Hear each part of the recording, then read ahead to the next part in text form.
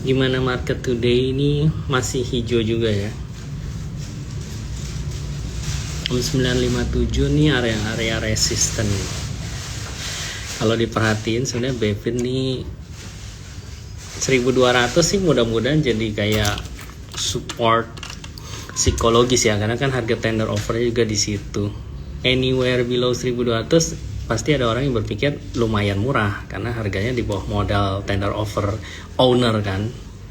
Nah cuman kalau dilihat-lihat memang ada broker-broker yang ya kalau diperhatiin dia sebenarnya switching ya. Mungkin dia ada favorit tuh beli saham properti yang masuk UMA hari ini kan. Seems like dia switching dari Bevin. Jadi memang bukan karena alasan fundamental tapi ada seller aja gitu kan. Mudah-mudahan udah mulai stabil ya. Secara fundamental mungkin ya nggak perlu dibahas. Q3 nya ekspektasi kita Q on Q tuh rebound. Penjualan mobil juga masih oke kok. Kemarin malah Gias lewat target ya untuk penjual mobilnya dari tanggal 10 sampai tanggal 20 kemarin Agustus. Oke, tapi kalau 2 hari ini ya teman-teman, kalau lihat di market di ini saham-saham kecil semua nih kayaknya yang main rally itu yang liar. Ada beberapa yang gue perhatiin kan sempat Cepro, Hoki, ya Cars, terus Dewa gitu ya. Mungkin BKSL termasuk itu sempat dari gocap ke 55. Nah, beberapa saham-saham kecil tuh kayaknya bangkit dari kubur gitu. Memang ada beberapa yang alasan fundamentalnya jalan juga sih. Kayak misalnya Cepro gitu kan. Dia memang kan udah pernah dibahas mungkin kita live IG kan sebulanan yang lalu ya. Disebutkan kan dia punya utang juga udah di restruct banyak, DR-nya udah di bawah 100%. Terus bisnisnya juga udah nggak mostly di pakan, di tambak udang gitu kan, dia beralih ke pakan pet yang which is adalah burung gitu kan, mulai diverse. Jadi sebenarnya ada perubahan. Pair-nya juga waktu itu agak murah ya, masih below double digit, PBV 1, tipis gitu kan. Jadi ada bagus-bagusnya. Nah Rizal bener tuh, Cepro jadi inget Cicu Ai bener. Minggu lalu juga masih bahas sih. Cuman memang barang-barang itu kan perlu iman ya, karena dari downside risk-nya gocap apa 52 ya kemarin kan 52 53 ke gocap kan kecil. Tapi kapan naiknya? Nah kapan naiknya itu yang siapa yang tahu gitu kan. Sembari menunggu Koko Billy udah masuk ya.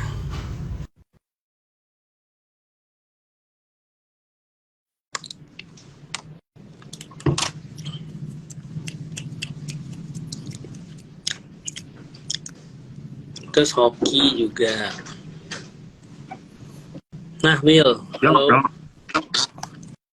Tadi kita bahas nih, kalau menurut pengamatan gue ya 2 hari terakhir tuh sebenarnya di barang-barang gocap tuh yang liar banget gitu. Jadi kan ada kayak Cepro, ada BKSL, Dewa, ya. Bahkan Cars juga lumayan liar gitu kan, yang harga-harga murah lah, harga-harga receh. Ya. Nah kalau tadi kita sebenarnya mau bahas sedikit tentang hoki gitu kan. Kalau misalnya hoki ada yang tanya kenapa, sebenarnya kalau alasan perubahan bisnis model sih yang gue bisa jelasin, dia akhirnya kan menjual makanan beras sehat yang which is marginnya lebih gede, terus juga nggak ada harga eceran tertinggi, ditambah mungkin di luar lagi krisis ini kan, India kan stop ekspor beras juga karena di sana juga lagi butuh beras. Kita panen juga karena musim panas, jadi produksi agak berkurang. Nah, tapi itu sebenarnya menurut lu menarik nggak? Since dia masih rugi gitu, kalau lihat bottom line-nya rugi tipis lah gitu. Iya, sebenarnya kita tahu Jok ya, bisnis beras di Indonesia itu sebenarnya bisnis yang pasti peminatnya sebenarnya banyak. Maksudnya dalam artian consumption beras tuh pasti tinggi lah gitu kan. Lu masih makan nasi Jok tiap hari, gue juga masih makan nasi, semua orang masih makan nasi kayak gitu kan. Nah tapi permasalahannya jual beras di Indonesia itu ada HET-nya gitu kan. Nah, dengan adanya HET, ketika terjadi misalnya kayak beras, sekarang beras yang modal mereka tuh naik, nah mereka bisa nggak itu jualnya tuh harganya naik juga. Nah, tapi kan masalahnya kan ada HET-nya gitu kan. Nah, inilah akhirnya yang bikin margin mereka tuh kekompres, Jok, gitu. Karena HET-nya cuma bisa dibilang malah dari kalau kita bilang 5 tahun terakhir kan baru naik kemarin kan bulan April itu kan mulai naik akhirnya kan selama ini belum pernah naik kayak gitu kan akhirnya ya lu yang namanya modal lu naik terus tapi harga jual lu cuma bisa segitu-gitu aja kan pasti lama-lama net profit margin lu kena kan, Jok, gitu. Nah, tapi kalau kita lihat akhirnya kan si Hoki ini mulai transform dalam artian seperti yang tadi lu bilang, Jok, mereka sudah mulai masuk ke yang namanya healthy rice ya, produknya namanya daily meal tuh gitu. Nah, daily mealnya itu ada nasi jagung, ada nasi singkong gitu kan. And probability nanti kalau nggak salah baca berita mereka juga mau keluarin beras yang apa? Bukan yang shirataki, satu lagi beras porang gitu. Nah, beras-berasnya kayak gini kan lu tahu, Jok, kalau kita mau beli itu harganya tinggi ya gitu. Dan sudah pasti gross marginnya juga jauh lebih tinggi daripada beras karena ini nggak ada HET-nya. Nah, memang ini lini usaha mereka yang baru lah bisa dibilang gitu ya, paling baru setahun I think gitu kan. Tapi kalau lihat growth-nya memang setiap kuartal tuh growth-nya tuh promising lah gitu ya. Kalau lihat growth-nya tuh kenceng terus gitu. Nah, jadi kita tinggal lihat nih karena kalau ditanya buat gue Hoki itu akan tergantung sama si HDN-nya, si daily meal-nya ini kayak gimana gitu. Kalau bener-bener beras jagung, beras singkong, nanti beras porangnya itu roket gitu ya, salesnya, itu labanya pasti akan gede banget, Jok. Karena lu bayangin, satu bungkusnya itu kalau nggak salah pas waktu itu gue pernah iseng terakhir cek, satu bungkus yang segini aja tuh harganya tuh 45.000 loh. 45.000 atau 50.000 gitu. Nah, jadi lu imagine aja. Terus nanti beras porang juga 1 kilo mahal loh gitu kan. Yang shirataki aja kalau yang bagus kan bisa sampai berapa ya, seratusan ribu ke atas kan gitu kan. Bahkan yang kalau yang merek Jepang, aduh apa tuh namanya gue lupa tuh ada gitu kan, itu bisa di atas 150.000 kali per kilo gitu kan. Nah, jadi memang beras-beras yang inilah yang bisa menolong marginnya mereka tuh untuk improve banget. Nah, itu yang kayak Prima bilang bener, Fukumi, betul namanya itu Prima gitu. apa Beras yang kenyal-kenyal kayak gitu kan. Mungkin itu nggak cocok kali ya lu masak nasi goreng ya, nggak masuk gitu kan rasanya. Tapi tren kesehatannya kalau baca dari ininya Hoki kan sekarang kementerian kan lagi bilang diabetes di Indo itu udah mulai tinggi kan, jadi orang pasti akan pelan-pelan mulai beralih gitu nggak lagi makan beras putih aja gitu ya, tapi orang yang middle to high mungkin akan mulai ganti, Jok, ke beras merah lah ya kan, beras porang, beras jagung, beras singkong. Nah, kalau sampai transformasi mereka ini terus nih growth-nya kayak 3-4 kuartal terakhir dan tahun depan harusnya itu bisa akan kontribusi lumayan tuh ke namanya bottom line mereka gitu. Karena itu gede banget, Jok. Selama ini Hoki itu net margin itu cuma 6%. Setahu gue paling tinggi 6% net profit margin. Itu tahun 2019. Top line 1,6, bawah itu 103 apa 104 M. Jadi 6% paling tinggi, 6%-an. Nah, sedangkan produk ini kan pasti net margin tinggi ya.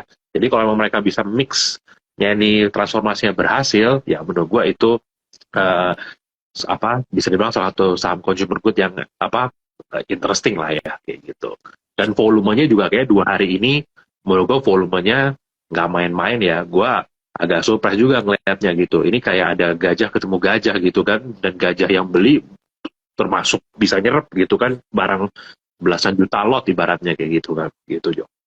Cuman mungkin teman-teman ekspektasinya kalau tadi penjualan yang fast moving consumer goods-nya itu masih relatif kecil gitu kalau mungkin dibanding total sales dia yang per sekarang ya. Jadi itu masih harus ditunggu. Growth-nya bagus tapi nominalnya mungkin belum terlalu gede. Jadi itu yang harus kita pantau ini, Bill ya. Nah, kalau tahun depan sales-nya tiba-tiba udah mulai misalnya puluhan miliar gitu ya, Jok ya. Wah, nah itu menurut gua berarti traction-nya dapat, karena gue juga kemarin dikirimin, mereka sekarang udah mulai iklan pakai ini Jok, kayak artis-artis gitu gitu Oh, loh. Itu udah mulai apa kemarin gue dikasih lihat di Instagramnya gitu kan, Instagramnya apa gitu namanya gue lupa Daily Mail atau apa. Oh ini mereka udah mulai pakai artis sama apa KOL ya bahasanya ya, apa influencer ya. apa segala macam ya. Kita tahu kan, zaman sekarang kan iklan emang yang paling efektif sebenarnya seperti itu kan. Gitu. Oke, itu ya tadi teman-teman sekilas menjawab kenapa hoki termasuk small cap yang bergerak. Nah, ya benar nih pertanyaan dari Hendy, lanjut ya kita run through sebenarnya topiknya menarik sih semua yang lagi relate. PGO masih bisa naik nggak? Sebenarnya kalau dilihat bukan cuma PGO ya Bill ya, kayak Kin, Arko, ya Ya. Barito juga yang besar energinya yang kayak sounding mau IPO gitu kan. Itu semua pada naik nih. Apa triggernya kan kalau lucu-lucuan? Apakah karena Jakarta polusi gitu semua orang jadi kayaknya butuh udara segar, clean energy, sehingga wah bergerak, itu kan lucu-lucuannya ya. Tapi apa atau ada alasan mungkin carbon trading atau berita lain yang sangat signifikan gitu di sektor clean energy ini?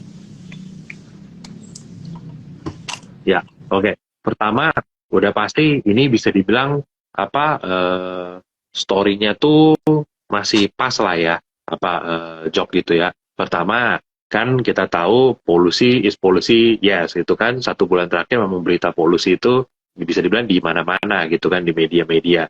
Nah, ditambah pas karbon kreditnya kan akhirnya keluar gitu kan POJK-nya. Jadi ini orang kayak wah ini semuanya kayak apa bener pas banget gitu kan jadi sentimennya dipakai. Nah tapi sebenarnya gitu ya ini tidak serta merta apa bahasanya apa ya lu langsung beres semua polusinya Jok karena mereka semua kan juga apa green itu bukan sesuatu yang murah loh gitu kan. Green itu butuh capex yang gede gitu kan dan apa outputnya pun nggak bakal bisa langsung gede gitu untuk mengganti semua kebutuhan apa energi yang ada gitu. Jadi menurut gua ini lebih kayak story-nya dapat gitu kan, timingnya pas gitu dan sahamnya juga rata-rata kan teknikalnya bagus gitu ya kalau gua lihat-lihat gitu. Jadi ya mungkin itu bikin orang apa interested lah untuk apa beli gitu. Nah tapi balik lagi teman-teman nanti harus pilih-pilih juga gitu kan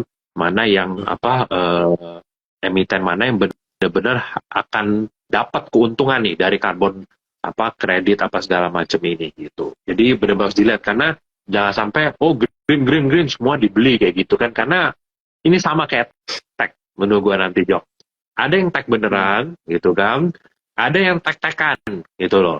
Kalau zaman dulu lu masih ingat 2 tahun yang lalu gitu kan, oh kalau Arto tuh bank digital ya kan, misalnya apa gitu, oh digital. Tapi ada yang nanti muncul dengan cuma, oh kita mulai sekarang menjual barang kita melalui platform online. Ya, and then dibilang itu, wah mereka tech nih, tech company atau itu kan beda gitu loh. Jadi memang harus dilihat nanti mana yang the real green, mana yang apa cuma ibaratnya tuh ikut-ikutan aja, riding the wave kayak gitu.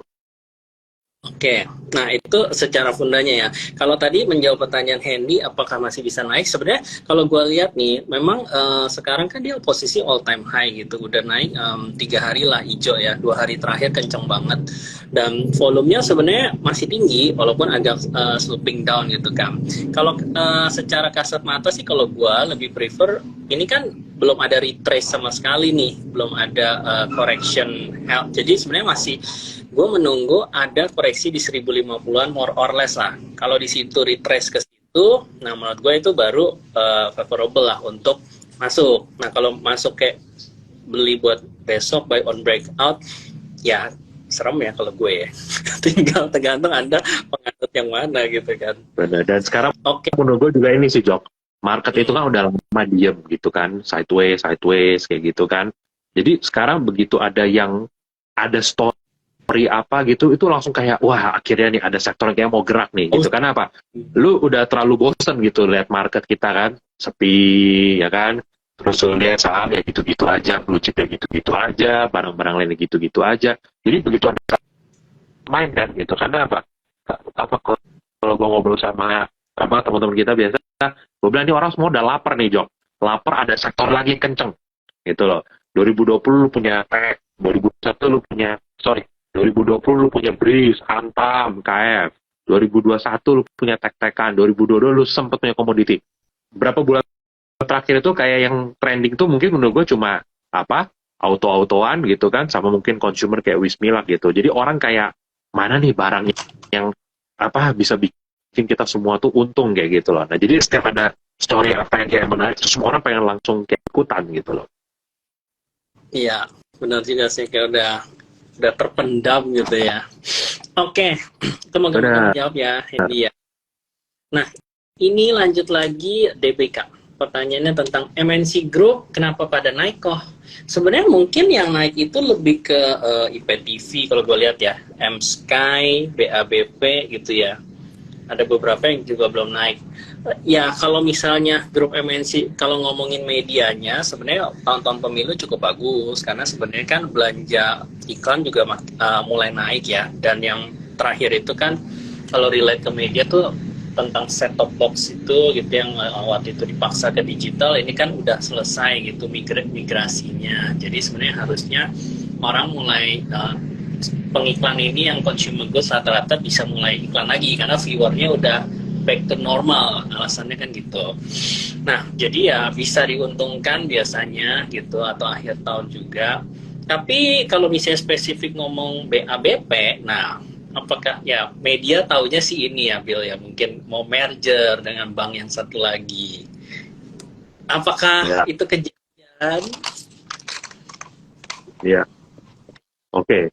Ini maksudnya berarti dalam artian banknya yang apa BABP sama salah satu bank yang kemarin ARA gitu ya, dan hari ini naiknya lumayan kenceng gitu ya.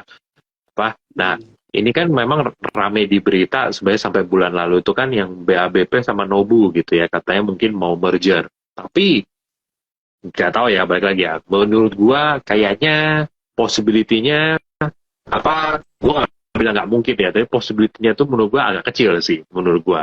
Itu karena ini bisa dibilang dua bank yang datang dari grup yang lumayan jauh. Ini bukan bank kecil, bank kecil banget gitu. Ini kan bank yang di backing sama grup yang lumayan kayak gitu kan. Jadi akan menurut gua akan susah nanti nentuin juga siapa pengendalinya gitu.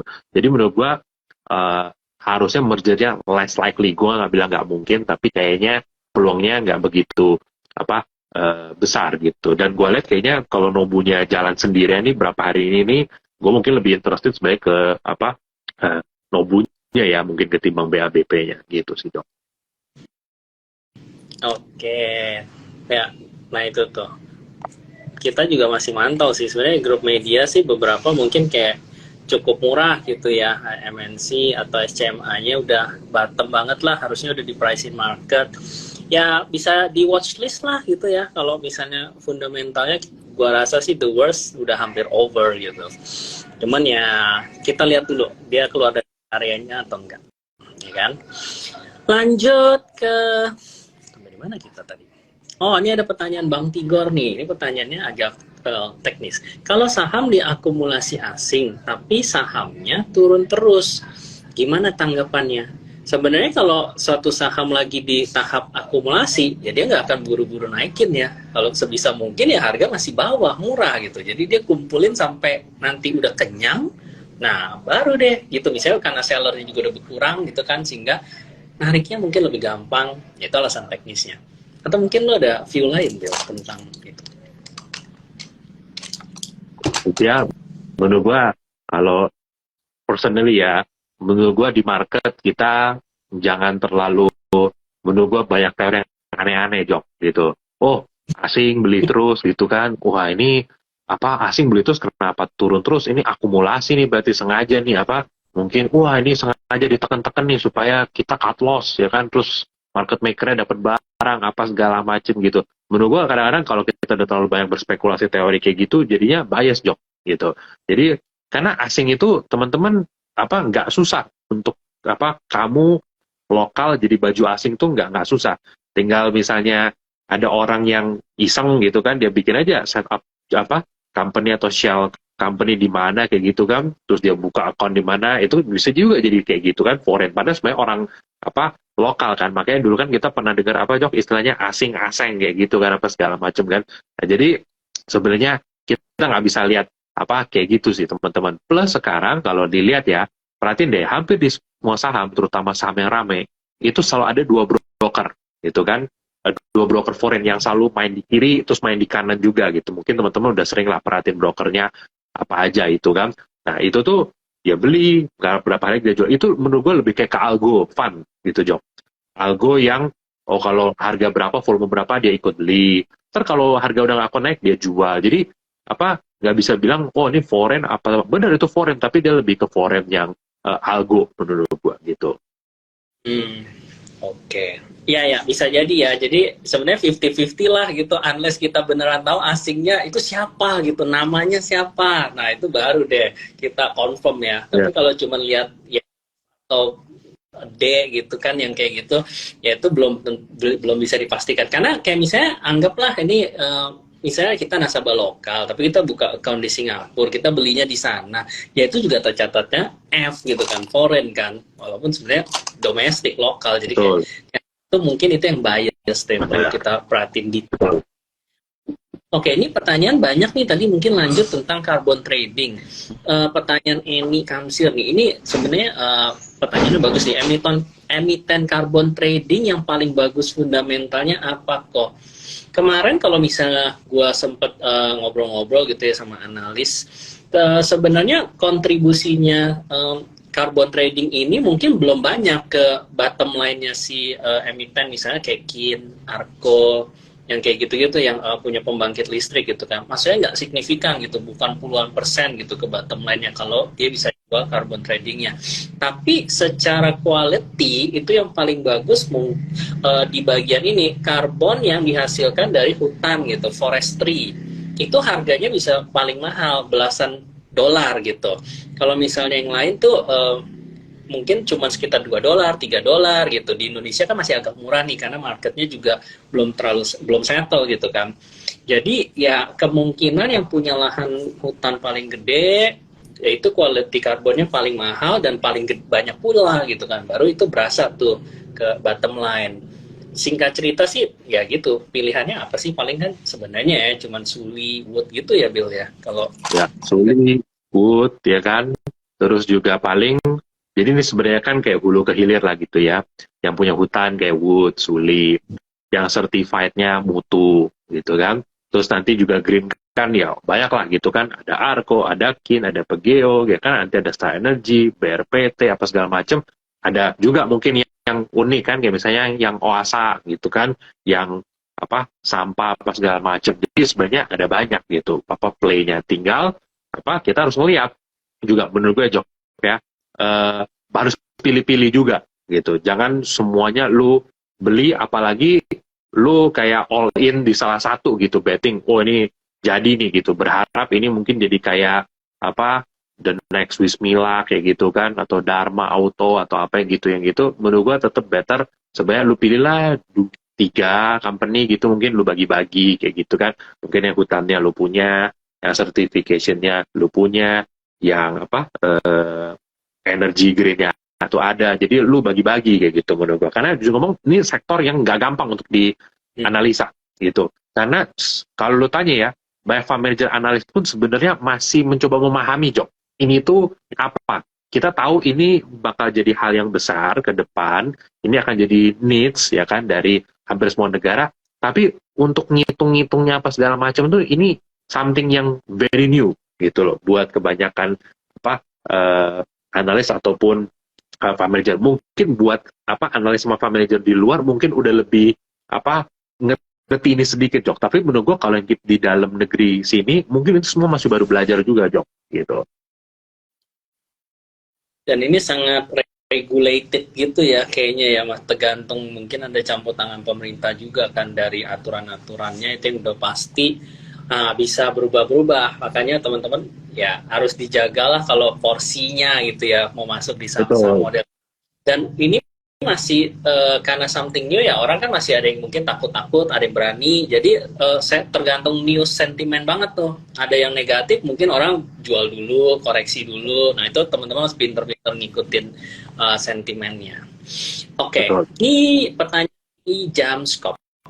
Beris dong kok dibahas kaitannya dengan unit syariahnya BTN. Sebenarnya kalau yang gua tahu ya BTN itu kan dia BTN syariahnya mau beritanya kan mau caplok bank-bank syariah, termasuk misalnya salah satunya apakah Penin Bank Syariah, mau Malat dan lain-lain gitu kan, mau digabung gitu.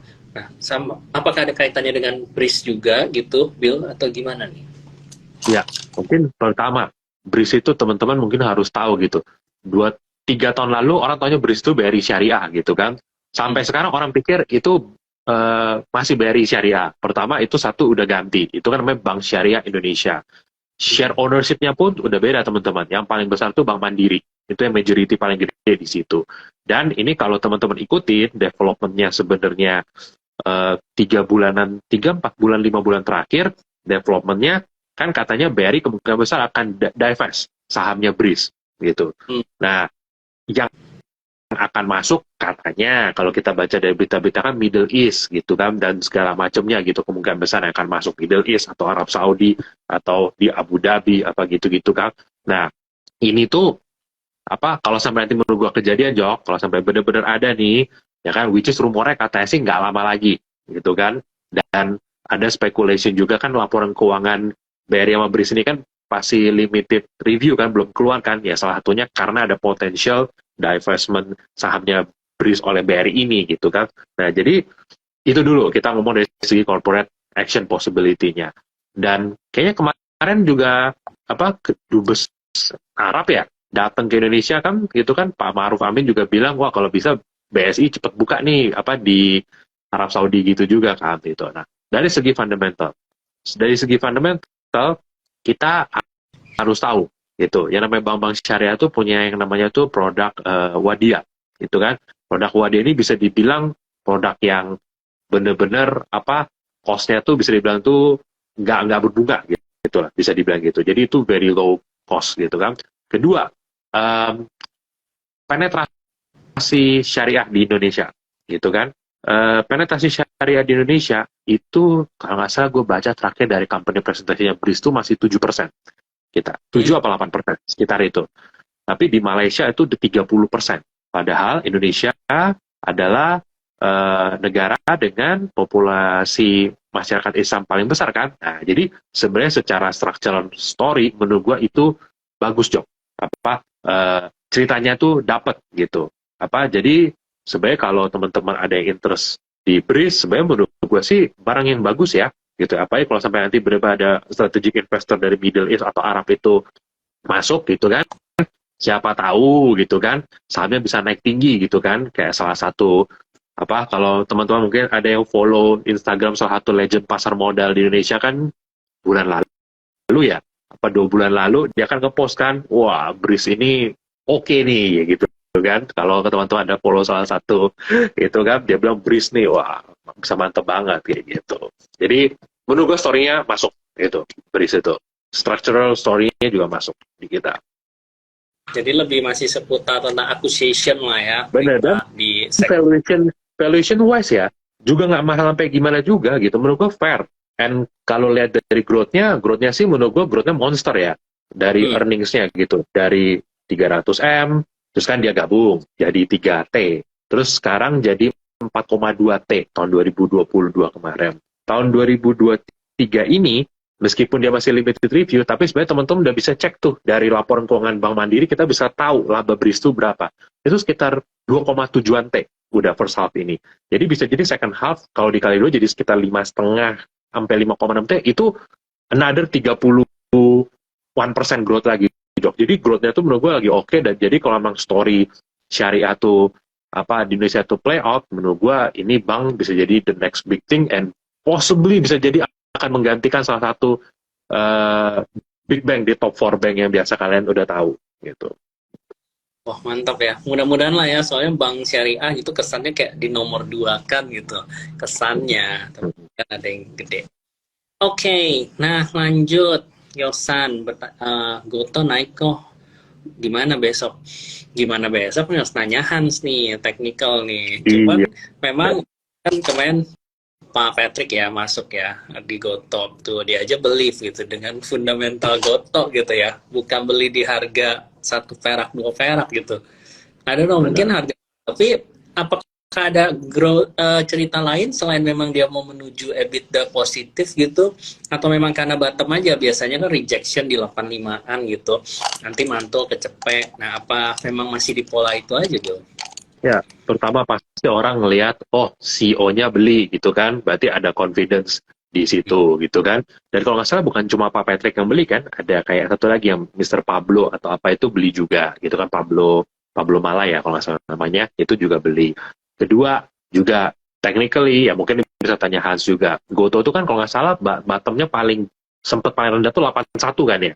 Yang pas dibuka lock up kemarin tuh sampai 81. Kemarin kan udah sempat 485 ya kalau nggak salah ya, udah support ya, orang pikir di harga sini beli bolehlah kan apa beli gitu udah di support levelnya gitu. Dan sama kalau lu bilang sama gue story-nya nanti EBITDA positif apa segala macam, buat gue I think market udah tahu soal itu bahwa hampir semua startup tuh akan berusaha lah kalau bisa EBITDA-nya soon positif gitu kan. Nah cuma menurut gue itu sih gabungan sentimen 2 hari terakhir itu lebih karena Pak Patricknya beli, ditambah juga di support levelnya udah 81, jadi menurut gua ya itu make sense sih kalau ada orang yang pasang posisi untuk trading buy. Ya itu benar sih, tahapnya mungkin masih trading lah ya, bukan yang fundamental perubahan major sampai nanti bisa naik sustain, mungkin belum ke arah sana kalau kita lihat singkat 2 hari ini ya.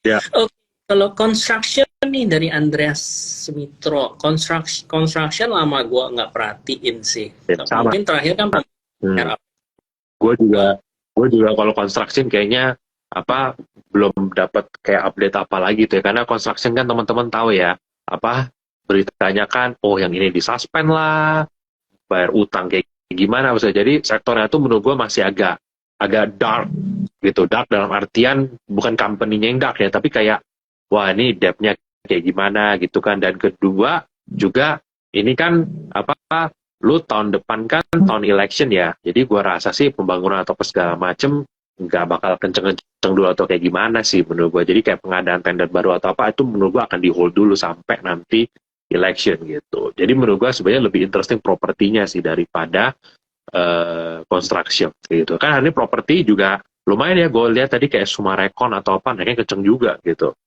ya, kalau dilihat di struktur RAPBN tuh kayaknya mungkin lebih growth-nya tuh di untuk biaya perumahan sih, perumahan rakyat.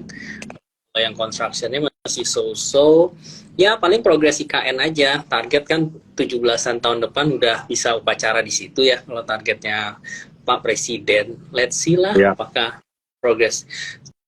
Soalnya kalau media asing tuh bahas kan katanya progresnya mandek gitu, lambat ya.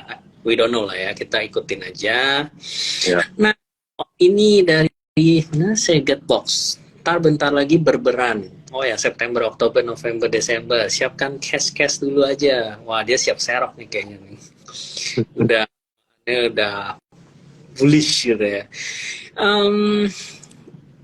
Hans, Bevin lama nggak ada kabar, udah dibahas tadi. Itu. Bevin dulu. Tekim INKP ya, Tekim INKP semenjak INKP udah kena ceban sih gue udah nggak liatin lagi ya, karena dia mirip lah kalau kayak ya gitulah psikologis kan. Ada berita baru Bill di Tekim INKP? Paling kalau dari apa INKP gitu ya, ini kita ngomong dari fundamental dulu ya. Fundamentally ya pasti kan orang mulai ngitung job possibility ini apa capacity expansion-nya mereka yang baru gitu kan, yang mereka keluarin capex gede itu, orang mulailah apa, karena sebenarnya the best time kalau lu expand itu adalah setelah lu expand nanti job harganya, harga produk yang lu jual tuh naik ya, itu harusnya kan oke banget gitu. Jangan sampai harga komoditasnya lagi turun lu ekspansi gitu kan, orang kan mikir wah udah expand pakai utang, komoditasnya juga lagi jelek, itu kan buat orang sebagai orang blunder gitu kan. Nah, memang kalau kayak INKP valuation-nya even di capacity yang sekarang, even di harga pulp-nya sekarang itu sebenarnya udah lumayan murah. Jadi kalau misalnya dia capacity expansion gitu kan, terus nanti ternyata pulp cycle-nya naik ya, itu pasti valuation-nya akan jadi lebih interesting gitu kan.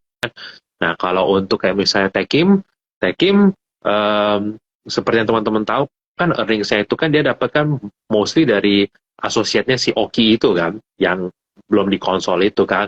Nah, ada rumor, ya again, masih rumor, speculation aja, ada possibility nggak ya nanti di konsol atau apa, kayak gitu loh. Jadi share-nya lebih gede lagi gitu. Tapi again, ini semua baru, ya bahasanya apa ya, obrolan, baru asal selentik lewat aja lah, kayak gitu loh. Jadi belum ada kebenarannya atau apa, kayak gimana.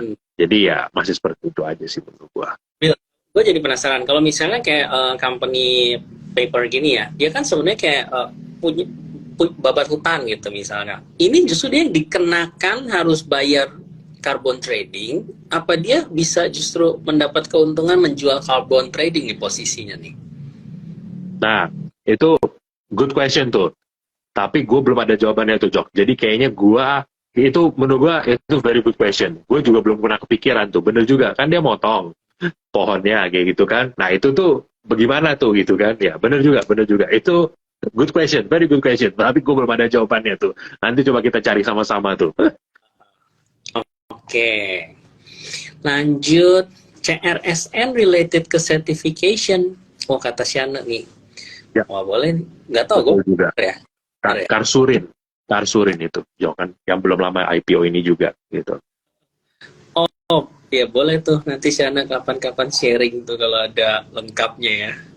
Oke, gajah tunggal dong kok dibahas. Mau dibahas apa ya gajah tunggal? Sebenarnya dia kalau di 800-an ini tuh udah lebih ke pola, ya udah settle di bawah lagi gitu. Diam lagi. Benar. Sektor. Ya. Pembuktian, Jok. Pembuktian earning lah udah tinggal kan. Kan katanya bahan bakunya turun, naikin misalnya selling price ya. Orang kan tunggu nanti laporan keuangannya kayak gimana.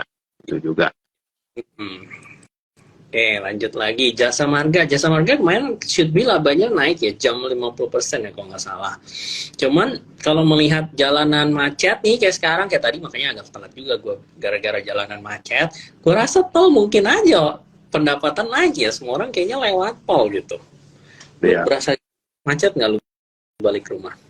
Apa? Tol, iya memang 2 hari ini lumayan lebih lengang sih, Jok gitu. Nah tapi menurut gua kalau banyak yang di WFH juga yang pakai tol nanti berkurang, Jok gitu sebenarnya ya menurut gua ya. Kalau banyak yang di WFH demi polusi ya nanti berkurang juga dong yang pakai tol kayak gitu kan.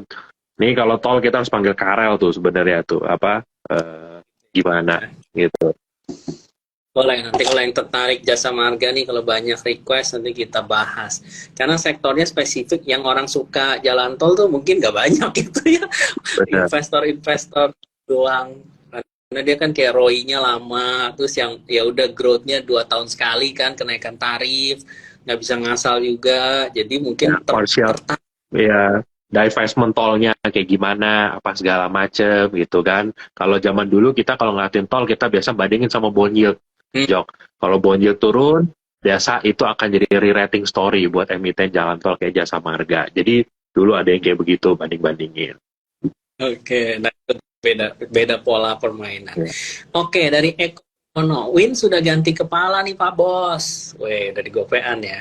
Iya. Ya udah kita profit run gitu kan. Ya, Wintermar story harusnya masih strong ya.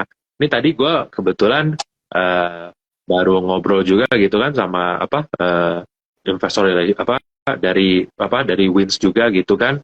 Itu bener-bener rates-nya tuh masih strong ya, dan dikirimin juga nih report dari yang global gitu kan. Dari August punya report ini tulisannya ini global ya. Di Southeast Asia tuh bener-bener activity lagi naik banget gitu. Sedangkan supply dari kapal itu tuh kurang.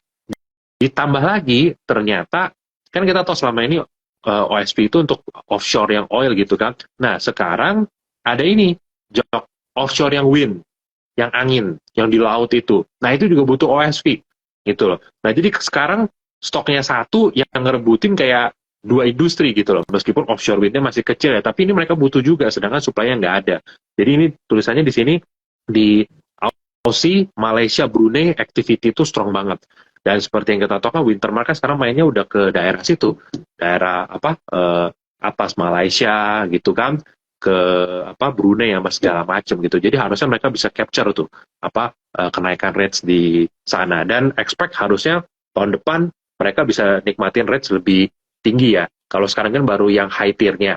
Nah, tahun depan harusnya yang mid tier-nya pun mereka bisa akan nikmatin tuh kenaikan harganya. Karena itu beda jauh lumayan loh, Jok.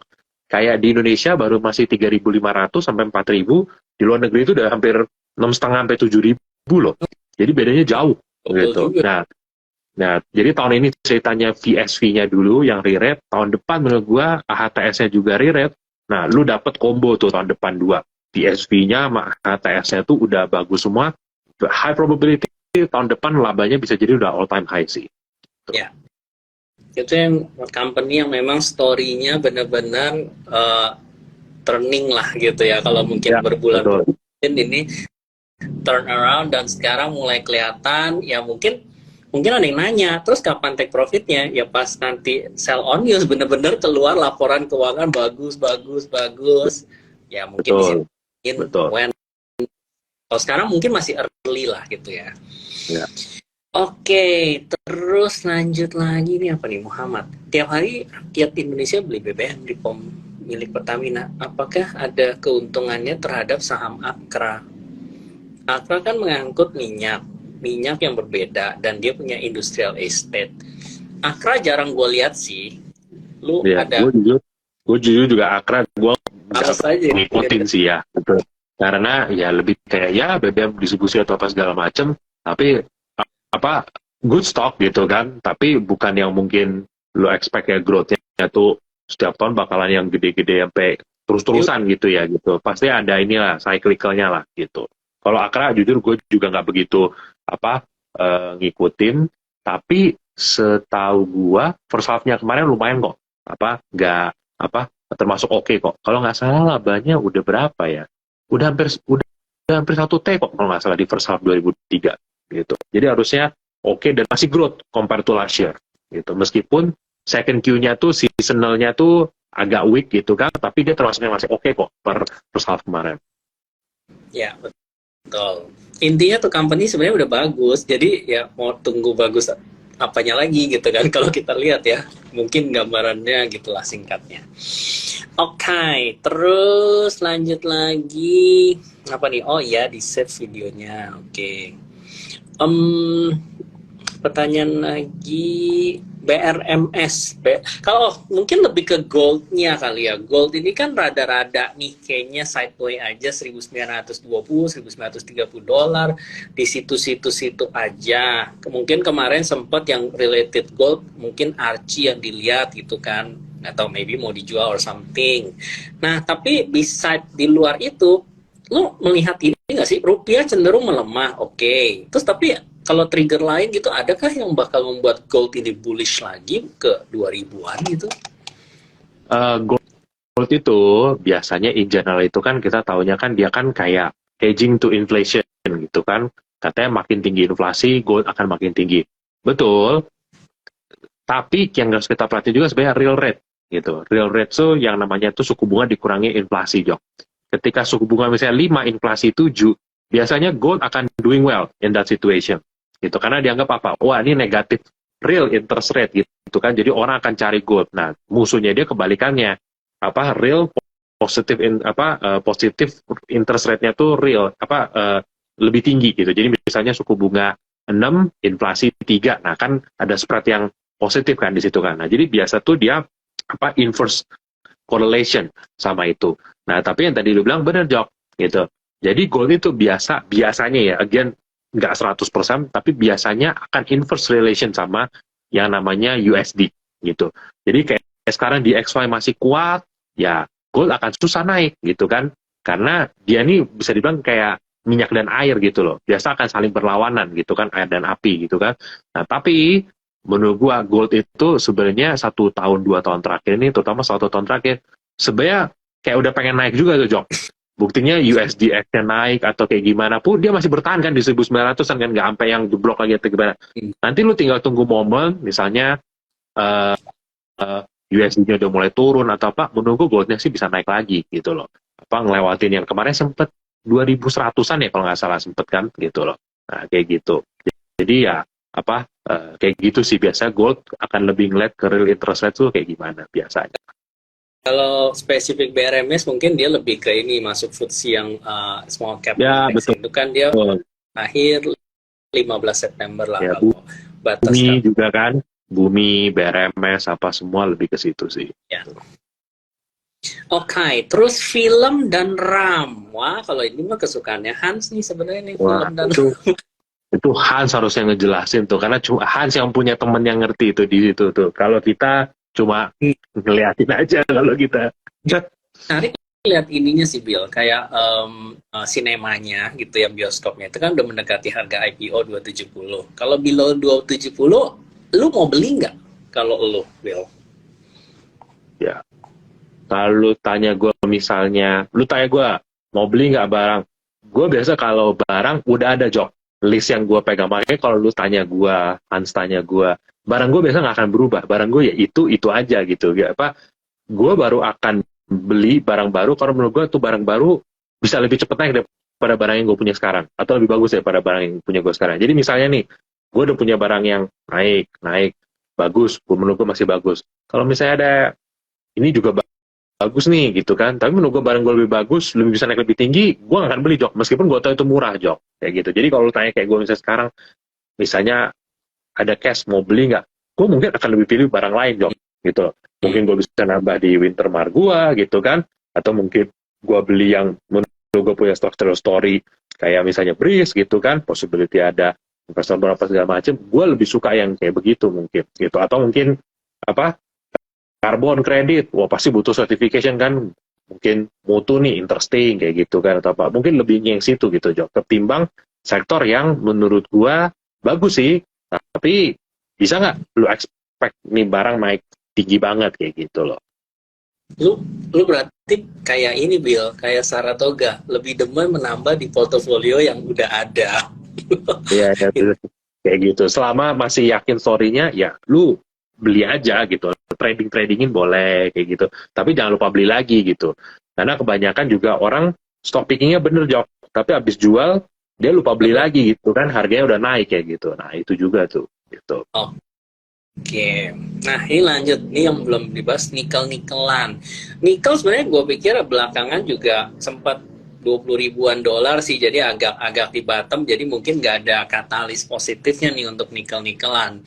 Meanwhile kan yang sekarang kejadian sebenarnya untuk kayak nickel pig iron ya, itu lebih katanya lebih supply-nya lebih oversupply daripada demand-nya mungkin belum dapat gitu, belum penuh. Mobil listrik juga belum. Indonesia mungkin baru 66.000 mobil listrik yang ada di Indonesia, walaupun target pemerintah 2030 kan 15 juta unit. Cuman ya itu kan roadmap-nya masih 6 tahun lagi tuh. Nah, jadi apakah nikel ini sekarang kalau mungkin view sebulan ke depan gitu Bill, ada bakal sentimen yang positif gitu, atau gua rasa ini masih ya. Menurut gue bener yang lu tadi bilang Jok. Jadi sebenarnya isu di nikel itu kan pertama China punya growth itu weakening, ya kan? Tapi yang paling orang concern juga adalah nikel itu, karena yang tadi lu bilang, apa, nikel yang low grade itu kan lagi oversupply gitu kan. Pada saat oversupply berarti kan supply lebih banyak daripada demand. Sedangkan demand dari kayak China apa segala macam tuh lagi tiarap lah gitu. Jadi sentimennya menurut gua cuma dua. Malah menurut gua cuma satu menurut gua sekarang. Lu harus expect China-nya tuh apa, keluarin stimulus yang benar-benar bukan cuma stimulus lagi ya, mega stimulus. Bukan cuma stimulus kayak yang diumumin minggu kemarin. Hari Minggu diumumin apa ya? Duty apa? Stamp, diskon 50%. Jadi kayak mungkin kalau di sini mungkin fee materai atau fee apa gitu untuk saham di diskon 50% kayak gitu kan. Ya buat apa kayak gitu kan? Atau mereka turunin lagi interest rate-nya.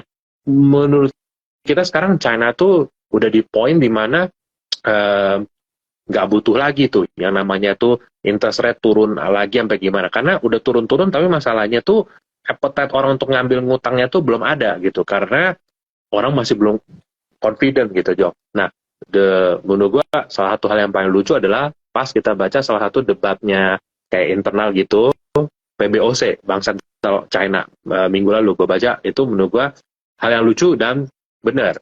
Jadi mereka berdebat gitu kan, apakah China harus melakukan juga stimulus kayak di US yang apa, ngasih duit $1.000 ke orang kayak gitu kan.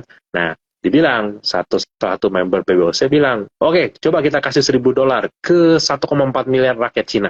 Berarti kan itu kan ngeluarin 1,4 triliun yuan gitu kan, supaya siapa tahu kita kayak US kayak gitu kan, growth-nya langsung ini, inflation-nya juga ini. Tapi dibalas sama salah satu member PBOC, gue lupa namanya siapa gitu kan, oh beda kata dia, ya kan, beda om, mungkin dia pikir gitu kan, China sama US beda. Di US, lo kasih uang, orang akan spend. Di China, lo kasih duit, orangnya, oh thank you, sia-sia gitu kan, 1.000 yuan, ditabung lagi sama dia gitu, karena nggak boros gitu kan, mungkin kan. Nah, jadi katanya, mereka tuh berdebat gitu, kayak, kita perlu stimulus yang model apa nih di China? Karena sebenarnya China bisa ngelakuin banyak hal untuk stimulus, tapi mereka lagi pilih nih, modelnya tuh mau yang seperti apa yang cocok untuk revive ekonomi China. Karena kan mereka pengen ganti China punya engine tuh dari yang property develop konstruksi sama segala macam itu ganti jadi consumption. Nah makanya yang orang tunggu nih gimana nih cara untuk nge-boost consumption-nya, karena percuma lah lu lowering interest rate, mau bangun propertinya, apalagi orang propertinya banyak yang ghost town gitu kan, dibilang gitu kan, what's the point gitu bangun lagi. Jadi memang yang mau di revive itu consumption. Nah makanya ini yang market lagi tunggu nih, hopefully kalau in short term ini China udah decide mau ngasih stimulus gede yang kayak gimana, itu menurut gua harusnya akan bikin bukan cuma nikel, hampir semua komoditas tuh harusnya akan naik lagi, Jo. Karena berarti demand-nya balik lagi nih. Gitu. Karena sebenarnya supply problem di kebanyakan komoditas itu belum beres loh. Bahkan dari tahun 2020 sampai sekarang. Cuma karena ekonomi global agak mungkin slowing down, demand-nya jadi turun gitu kan. Itu aja sih. Ya, benar.